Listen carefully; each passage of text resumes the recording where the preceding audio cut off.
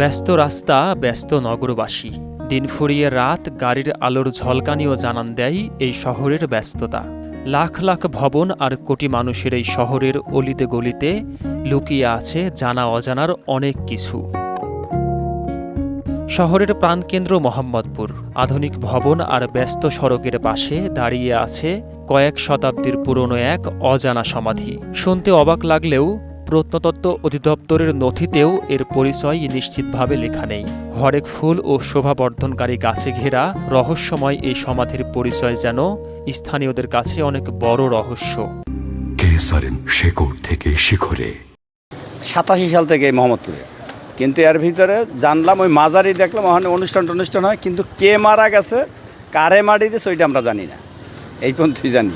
সমাধির স্থাপনায় আছে মুঘল রীতির ছাপ। পাশে রয়েছে ঐতিহাসিক 7 গম্বুজ মসজিদ, যার সাথে এই সমাধির সম্পর্ক রয়েছে বলে ধারণা করা হয়।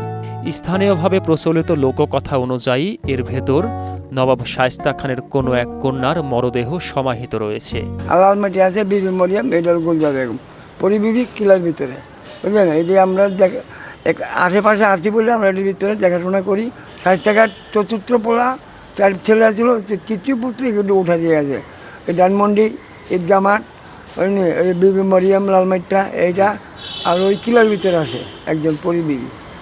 সমাধি প্রাণকেন্দ্রের ভেতরে আরও 2টি কবর রয়েছে। তাদের পরিচয় পাওয়া যায় খাদেম ইউসুফ শাহ ও তার স্ত্রী সোনাভান বেগমের। ঢাকার বুকে এমন স্থাপনা আজও টিকে আছে নিঃশব্দে।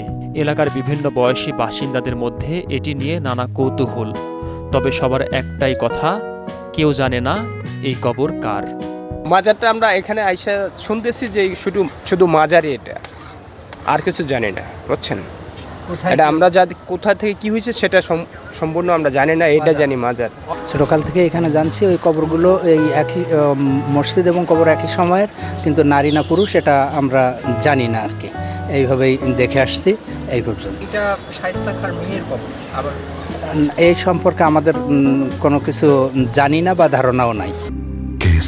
শেকড় থেকে শিখরে এখনও অজানায় রয়ে গেছে অজানা সমাধির প্রকৃত পরিচয়। তবে এর স্থাপত্য, ইতিহাস আর নিঃসঙ্গতা আমাদের স্মরণ করিয়ে দেয় শহরের কোলাহলের মধ্যেও কিছু ইতিহাস আজও নিঃশব্দে কথা বলে।